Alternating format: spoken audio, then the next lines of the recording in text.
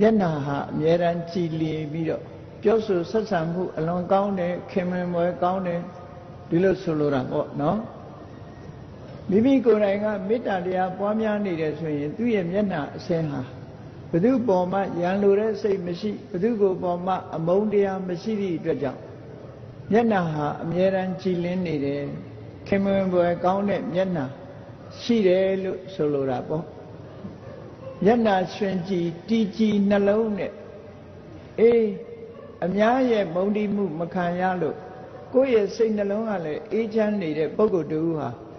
အာယုန်တစ်ခုပေါ်မှာစူးစိုက်လိုက်တာနဲ့တပြိုင်နက်သမာဓိဆိုတာလဲလင်းလင်းမြန်မြန်ရနိုင်တယ်ဒါကိုတည်ကြည်နှလုံး